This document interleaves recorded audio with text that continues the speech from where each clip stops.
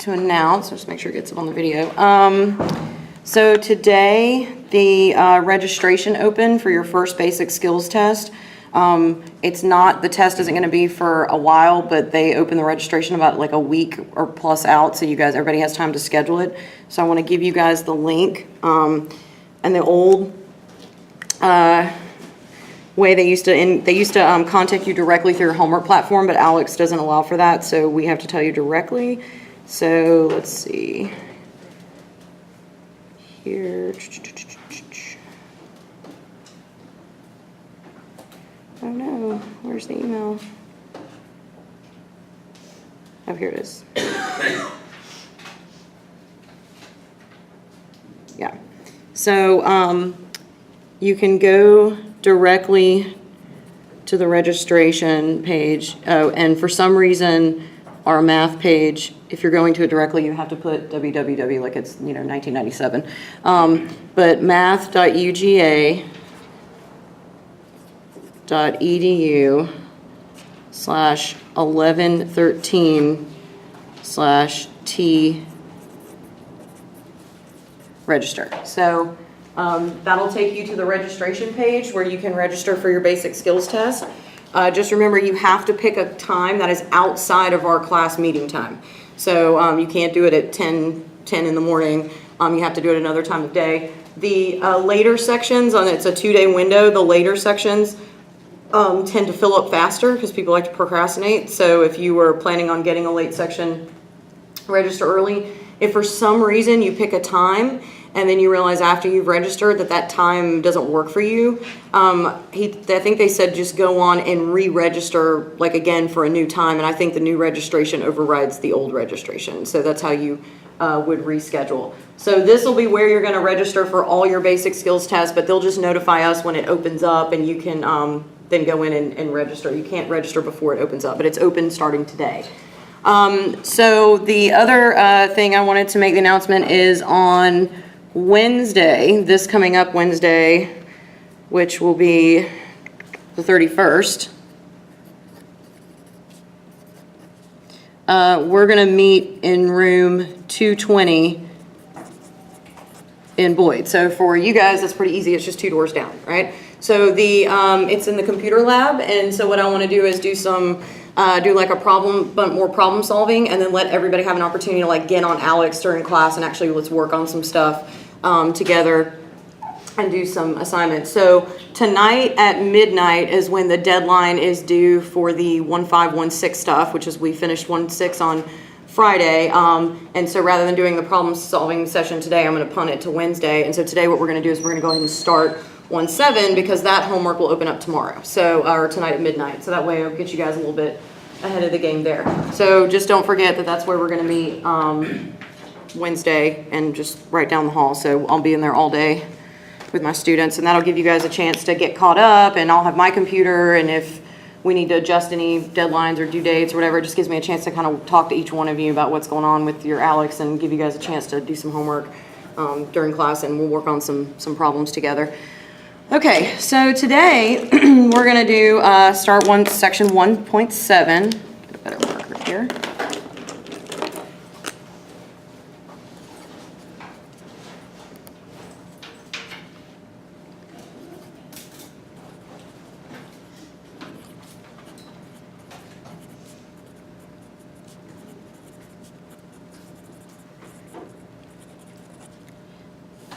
So technically, it doesn't appear that your book discusses symmetry in this section, but I just don't know how to talk about odd and even functions without bringing it up in the mix. And I like to, and they do piecewise functions in this section, but we sort of peeked ahead at that and did one on Friday, so we will dip into that a little bit again. But one of the things that I think is really important is when we talk about the shifts and translations and reflections of graphs, right? That's a graphical interpretation, and we saw the algebra moves that you would make to make those moves, right? When we talk about odd and even, just giving you an algebraic formula to test for, it doesn't make any sense to not also talk about the graphical side of things. So I like to try to pair the visuals with the algebra wherever I can, so that way you're kind of getting to see it 2 different ways. So when we describe functions, right? A piecewise function isn't always necessarily going to play into this because it's several different pieces of things being graphed together. But if you're just talking about a single equation, we can describe those functions as what we call odd, even, or neither, okay? So an odd and an even function, let's start there.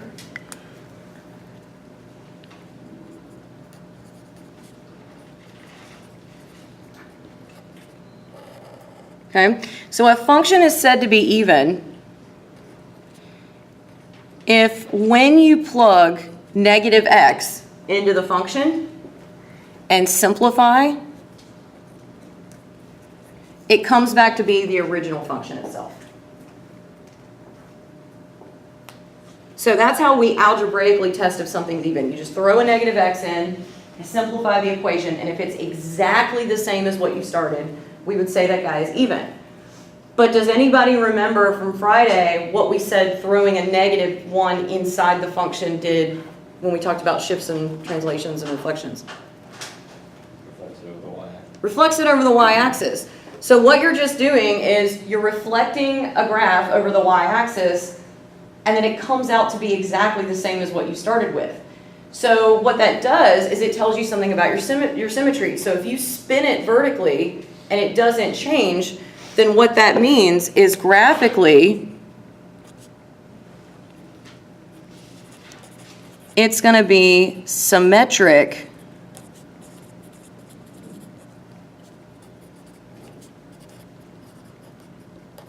about the y-axis.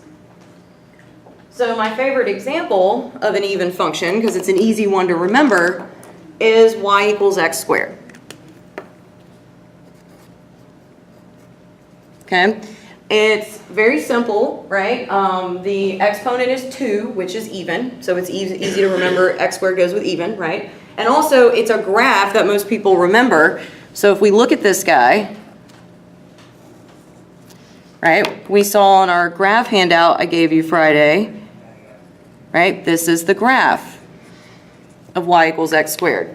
So it is in fact symmetric about the y, and when we talk about symmetry, right, what we're saying is whatever axis or line we're saying something symmetric about, right, that means if I have a mirror right there on the y-axis, you can see that you get like a mirror image on either side. It should also make sense that if you take this guy and just flip it over, right, you spin it around, it's just going to land right back on itself again. So when something's symmetric to the y-axis, we call it even.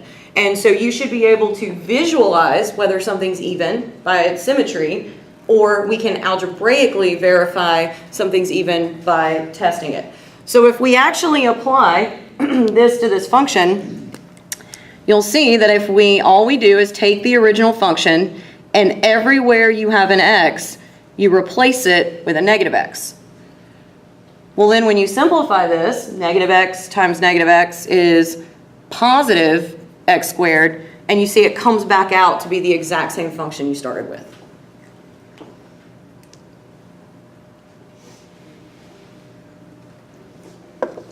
There are lots and lots of even functions, and one way, well, I'll come back to that in a second. All right, so let's talk about an odd function, and then we'll come back and talk about all the fun ways to identify them. All right, so an odd function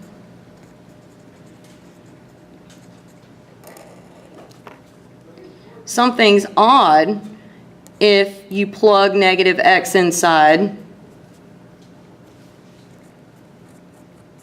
and it simplifies into the exact same function you started with times -1. So one way that'll look like is you'll just see all the signs of the original function have flipped, right? And if something is odd, then it has symmetry, and we say it's symmetric to the origin.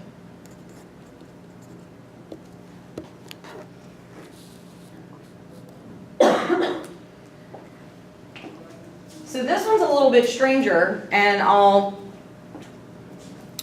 visually, when I show you an example, you'll see what's happening. But if you just look at that equation and think about what we did on Friday, well, once again, you're flipping it over the x-axis to see what it looks like, right? Or excuse me, flipping it over the y-axis to see what it looks like. And when you simplify, the equation it simplifies into is what it looked like to flip something over the x-axis, right? So when we look at a picture of this, you'll see what's happening. And the easiest function that I like to do for odd is I like to use x cubed, right? 3 is odd. It's very simple and easy to remember.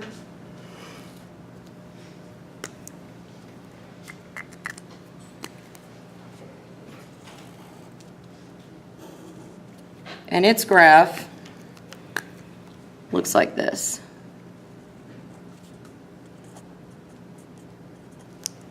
Okay. So here's what symmetry about the origin means. If you start at the origin, right, it's really the mirror exists at kind of the line y equals negative x here. It's sort of like, it's sort of the same but backwards. So if you look at this point right here on this graph, let's say I plug in x equals positive 1, right? Positive 1 would come out of the function. But then down here in this quadrant, if we look at negative 1, right, we're getting the exact same y value but times negative 1. And if you look at it, you can trace it. It's making the same moves, right, opposite around the origin, okay? So in order to see what's happening here, this piece from the origin up, right, well, imagine that you fold it over the y-axis, right? Then it would be right here. Then now fold that piece again over the x-axis and it ends up down here. So what it is this piece of the graph has been reflected over x, then y, but that's how you get that symmetry around the origin. Now if we test the formula that I gave you, we'll plug in negative x, and negative x times negative x is positive x, right? And then when you multiply times another negative x, it's going to simplify out into negative x cubed. So it is the exact same equation we started with before, but just now times negative 1, okay? So I'm going to show you just a sneak peek ahead at 2 other odd and even functions, right? They don't always have to be polynomials, but just so you can get another visual on symmetry, it's something we've seen before. So very quickly, let's take a peek at sine of x and cosine of x. So we'll work with these much later in the semester, but you guys have all seen these graphs before in high school. So sine of x, right, looks like this, and cosine of x looks like this. So even if we didn't know how to work with the trigonometric functions, you know, algebraically in an equation, right, by just looking at the graphs, we can talk about their symmetry. So cosine of x is clearly symmetric about the y, because it's the mirror image around the y, and if I were to fold it over the y-axis, it would land right back on itself. And so cosine x, right, is an even function. Which means if I plug negative x into cosine x, it just simplifies back into cosine x because it's even, right? Sine of x is symmetric about the origin.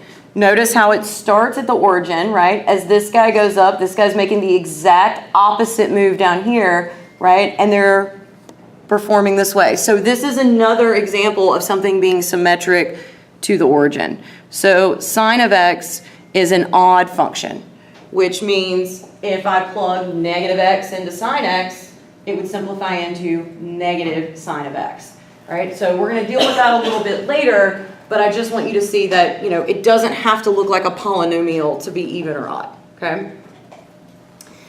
So now that we've seen, you know, a very simplified version of an even function, a very simplified version of an odd function, let's look at some more characteristics. So if the function is what we call a polynomial, right? So remember the word poly, right, or the prefix poly just means many, okay? So it means many terms. So when you looked at x squared and x cubed, that was a single term, right? And the general form of a polynomial is, we would say, right, we have some coefficient, right, x to the power n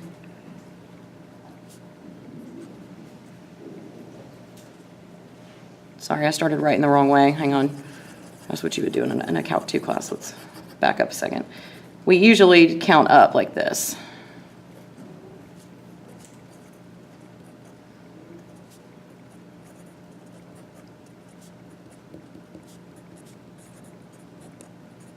Okay, so a polynomial, right? These a values represent real numbers, coefficients, right? They could be 2s, 1s, -3s, right? The x's are raised to an exponent, and generally when we write a polynomial, the kind of grammatically correct way to write it is to write it from highest power to lowest power. But when we're describing it like this, it makes more sense to write it small to big, just so you guys can see, because otherwise you gotta do the n minus 1, and when do you stop, right? With the n minus. So one of the things to keep in mind is every single term doesn't have to be there. You're allowed to skip numbers, so some of those a's could be 0.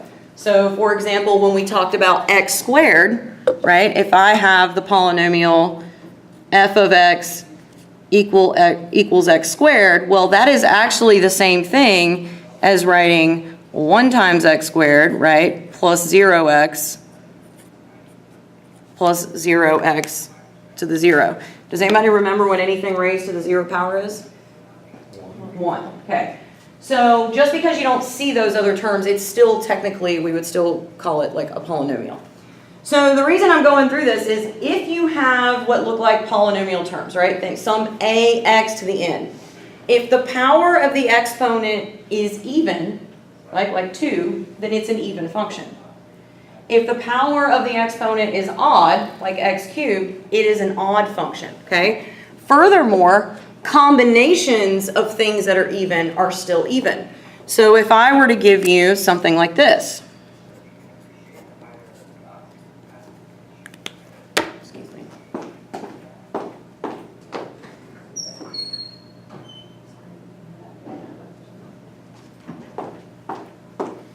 Okay. All right, so if I give you powers of things that are even,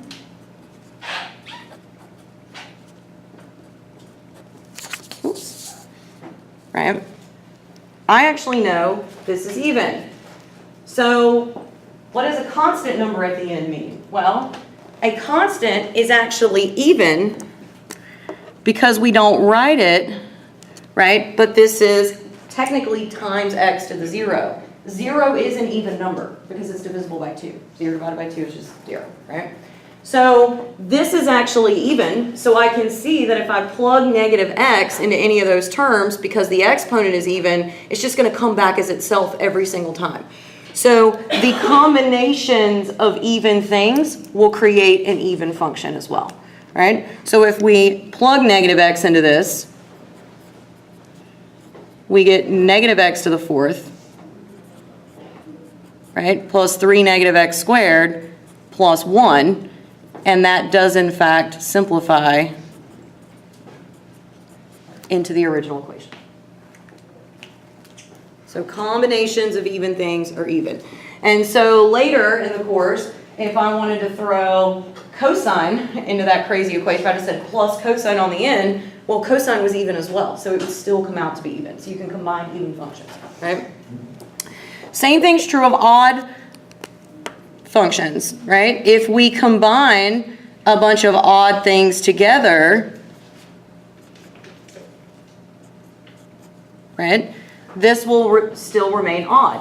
So x cubed is odd, x to the 1 is odd, so that means when we add them up, they will still be odd.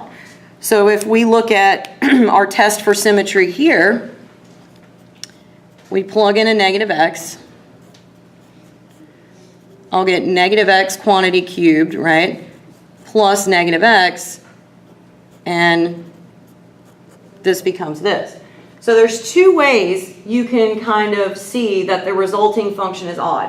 One way is to look at the simplified version and compare it to the original function, and every sign should have flipped places. So this was positive and now it's a negative. This was positive and now it's a negative.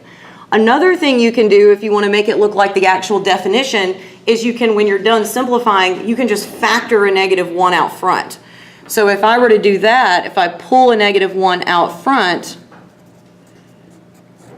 you can see, well, it is just -1 times what we started with. So that's another way of verifying that it's negative, or that's odd, excuse me. So, bunch of even functions, you throw them together, they stay even. Bunch of odd functions, you throw them together, they stay odd. So, but you can't combine even and odd together. That's when we end up in the neither case. So if you're looking at a polynomial,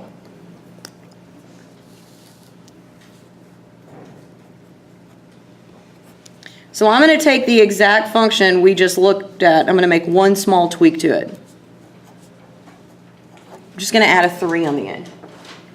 So a lot of students, when they see this, they would scan across and they'd go, x cubed is odd, x is odd, 3 is an odd number, odd, done, right? Not true, okay? 3 is not, it's an odd number, but it's an even function because it's got that implied x to the 0 behind it.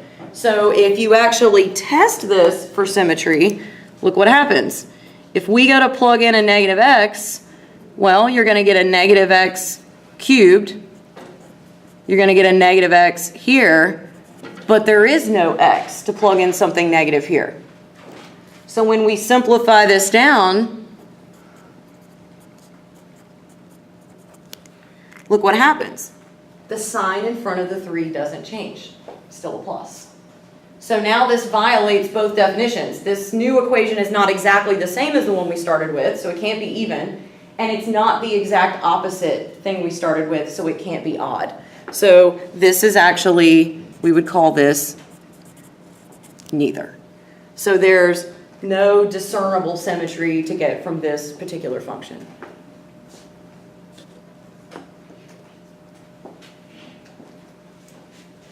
So what we've done here is we've added 2 odd functions plus an even function. All right?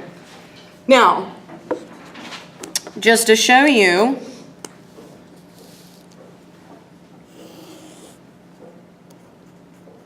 just to beat the point home,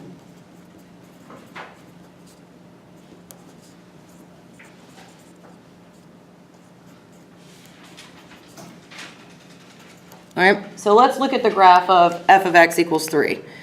So f of x equals 3 is a horizontal line, right? And it occurs at, right, y equals 3. So if you look at this, you can see when you graph it that it is in fact symmetric to the y-axis. If you flip it over the y, it comes back right back as itself. So constant functions, right, as long as it's y equals, are even functions. They've got symmetry to the y, and then if you were to plug f of negative x into this function, well, there is no x to pop it into, so f of negative x would come back as 3. Everything comes back as 3 with this guy, so it always comes back to itself. So just remember, constant numbers are even functions, even if that constant happens to be an odd number. Okay? Now, let's think for a second. We talked about symmetric to the origin, we talked about symmetric to the y, but we didn't talk about anything being symmetric to the x-axis, okay? So theoretically, I could draw you a graph that visually looks symmetric to the x-axis. So one thing we could do is I could say something like this. We could say, well, let's look at the graph of x equals y squared. And in order to graph this, right, you would probably solve this for y, and you would see that you get plus or minus the square root of x, right, where the positive case is here and the negative case is here. So remember, just like with circles, if we wanted to graph a circle using a graphing utility, right, when you solved the circle, you actually got 2 radicals, right? The positive one gave you the top half, the negative one gave you the bottom half. And what did we say about circles? They're not functions, right? When you graph the complete circle, they fail the vertical line test. Same thing would happen here. This is actually not a function. It fails the vertical line test. So there is no quick, easy test for symmetry that we really worry about in here for the x-axis. because things that are symmetric to the x-axis by definition would fail the vertical line test, because symmetry means same on one side as the other, and if you have something on both sides of the x-axis, it's going to fail that vertical line test, so it wouldn't be a function. So that's why a lot of times people remember symmetry to the y and then they'll want to say symmetry to the x instead of the origin. Not a thing, right? So we've actually looked at a graph, circles, right, which if they're centered at 0, 0, are symmetric to both x and y, right, but not functions, okay? Okay, cool, cool, cool. All right, so I have a fun problem to look at. Pull it up.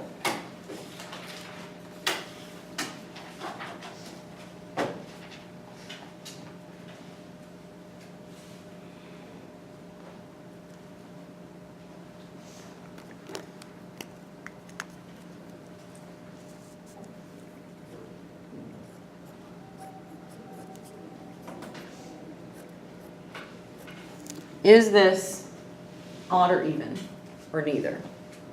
Does anyone want to take a guess? Even. It's even, right? So there's two ways you can figure out that it's even. One, if you remember what the graph looks like, right? It's symmetric to the y.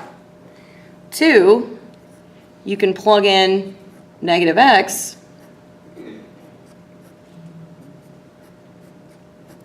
and it just comes back as itself.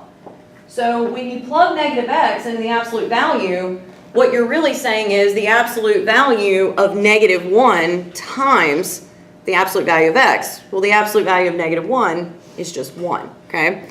So just a little algebra tip about when you're multiplying things inside of absolute values.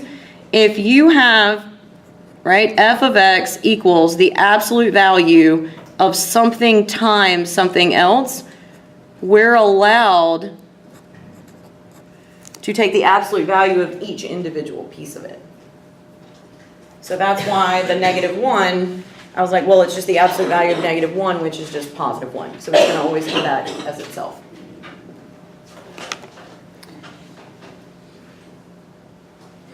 All right, so I want to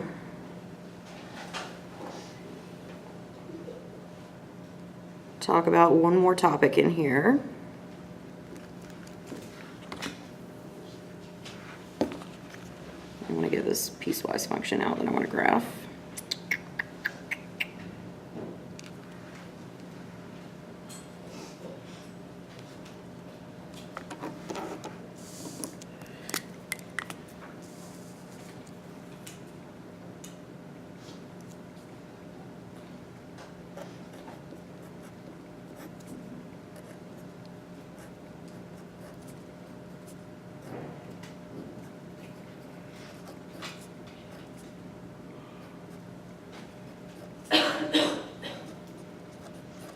Okay, so this is a function. I'm not going to expand it out and get the polynomial. But here's what it's going to look like when we graph it.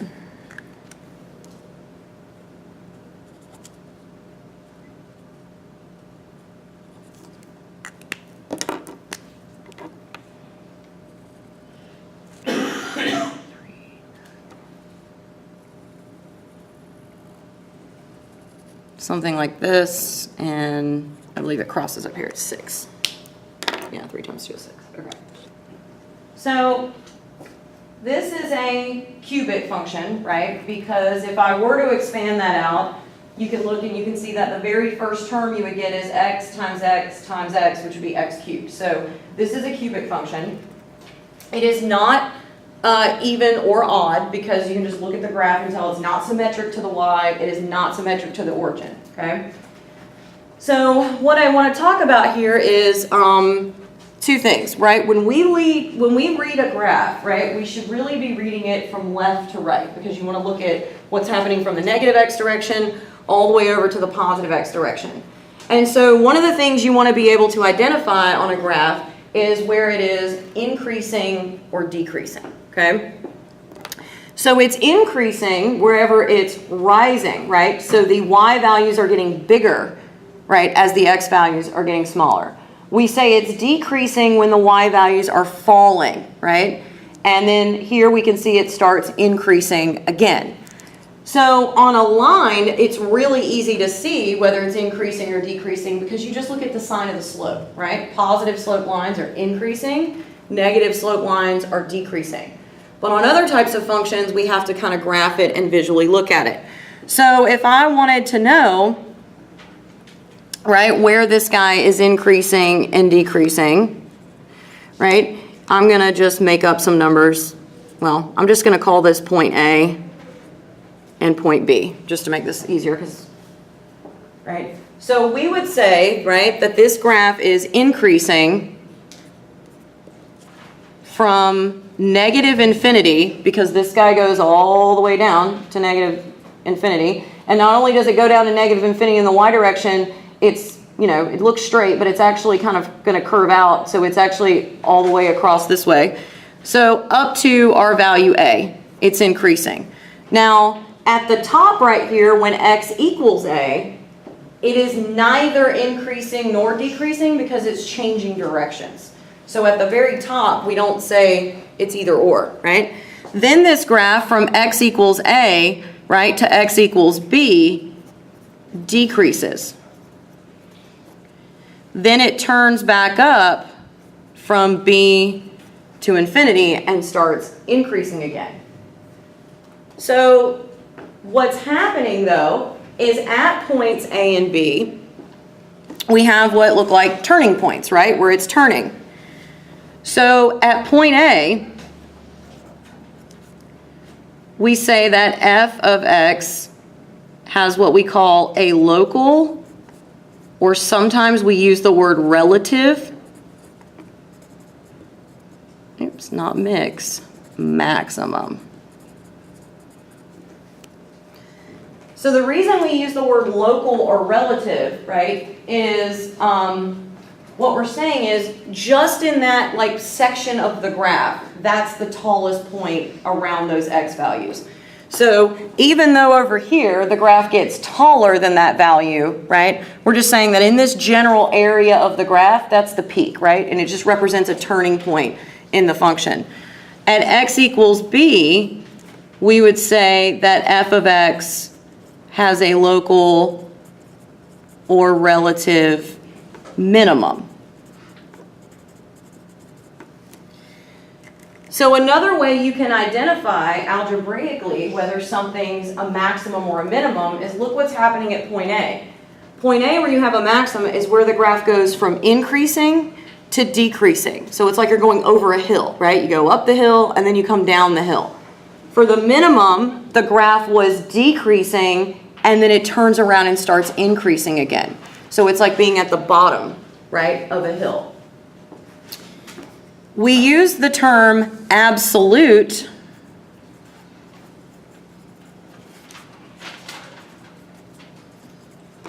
max or min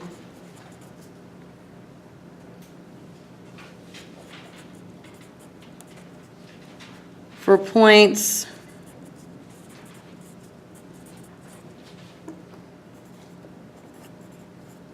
that are the highest or lowest on the graph.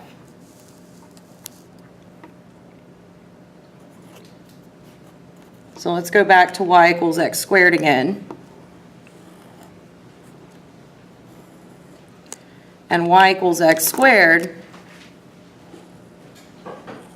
right, look like this. This point right here is not only a local minimum, we would now call this the absolute minimum. Because absolute means there is no other y value on this graph lower than that value. That's where it bottoms out, okay?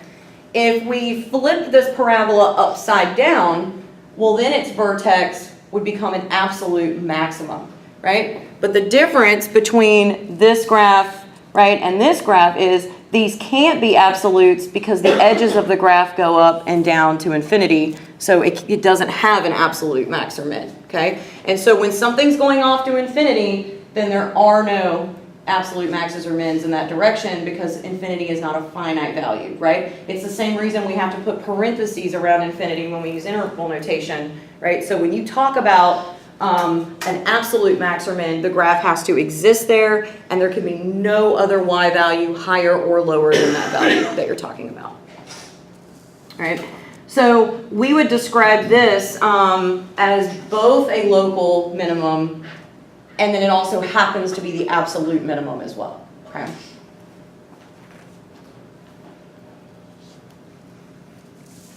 All right, so let's look at this fun little piecewise graph.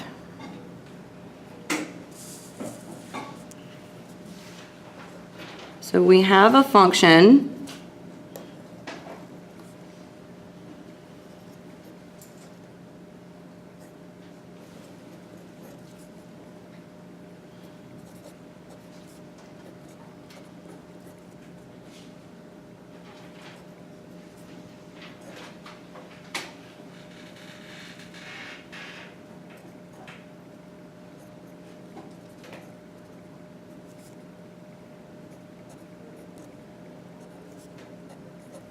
Okay, so I'm going to give you the equation of this.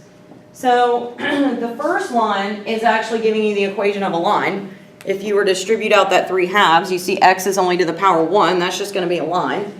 And then the second piece of this is, but I think this is supposed to be, that should be a negative 3 halves in front because it's going to have a negative slope. And then the second graph, does anybody know what that is?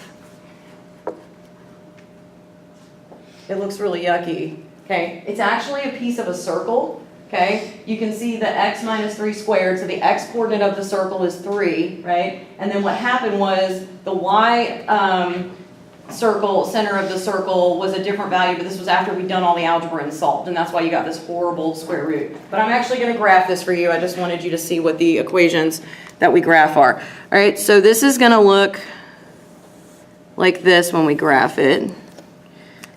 Notice the inequality signs are going to tell me what to do with these endpoints.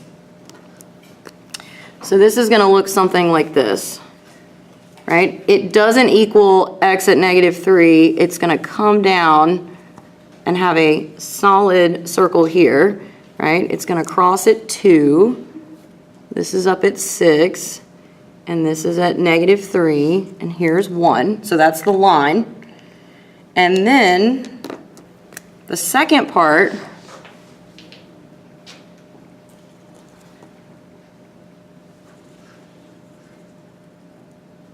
is going to be the bottom half of a semicircle, right? And I was saying in this equation, right, the x minus 3, the x coordinate of the center of the circle should be 3, and it is, right? And then if I were to like square both sides and get rid of the radical, you would see the center, the y center was at 2. So notice here that x was not allowed to equal 1 or 5. That's why I had to put open circles. X was not allowed to equal negative 3, so that's why I put an open circle, but it was allowed to equal 1. So if we wanted to find the domain of this function, right, well, we can actually either look at the graph or we can actually look at the equation right here, because this is giving you the domain on each piece. So does anyone want to take a crack at what the domain is?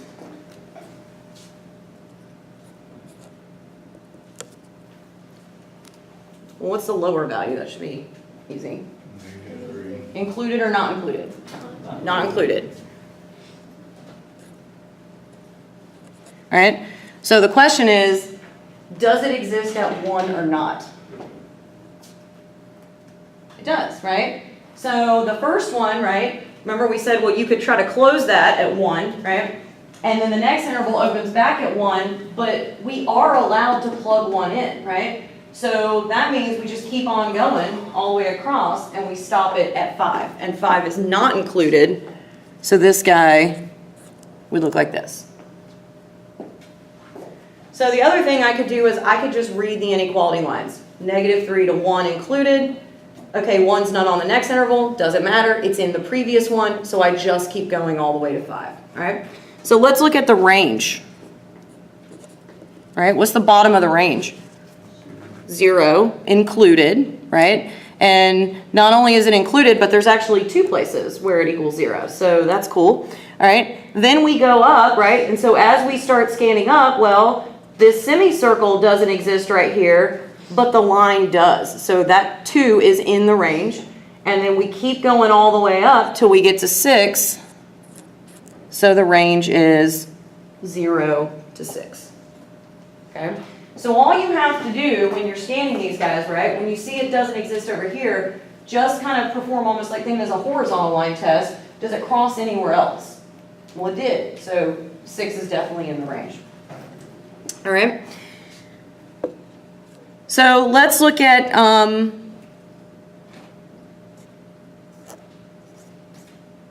right, where is this graph decreasing? Okay. So if I just scan it from left to right, well, it's decreasing definitely all the way along this line because that line has a negative slope. So because the graph doesn't exist, right, at -3, we're going to say, well, it's decreasing from -3 to 1.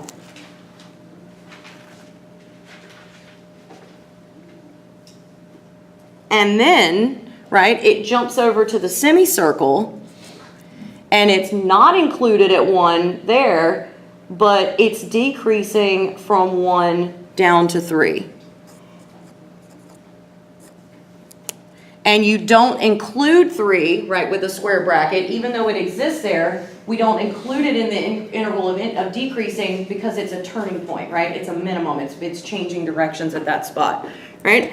And this graph is only increasing on this piece of the semicircle, so from 3 to 5. So anywhere that a graph changes, right, from increasing to decreasing or decreasing to increasing, we have a relative max or min. So if we look at this function, we can see clearly this is a minimum. So there is a relative minimum at x equals 3.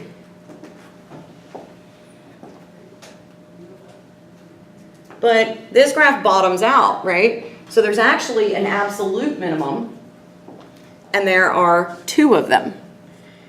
It also has an absolute minimum at x equals 1 and 3. Technically, this is also a local minimum. We would also call like the endpoint, as long as it exists, a minimum because the graph was decreasing down to that point. So there's also, right, a relative minimum at 1. So you can have multiple absolute maxes or mins as long as they're the same y value. Because what we're saying is at those locations, that's the smallest y you'll ever get out of the function. And if you look at the range, well, we said the absolute smallest y that'll ever come out of here is 0, and that is the value of the function at those 2 points, right? The last question is there a relative max or absolute max on this graph? Yes. Where? 6. What value of x gives you 6? Right? So if there's open circles at the top, right, there isn't a relative max or even an absolute max on this because it's going to get closer and closer and closer and closer, but it's never going to get to 6. So if it looks like it's at 6, right, then the follow-up question is, well, then what x gives me 6? And then that's when you realize it falls apart, right? It doesn't work. So same thing's true here. Because these points don't exist here, right, they're not maxima. Okay? So it actually has to be in the domain in order to be a maxima. All right, cool. So we'll stop there.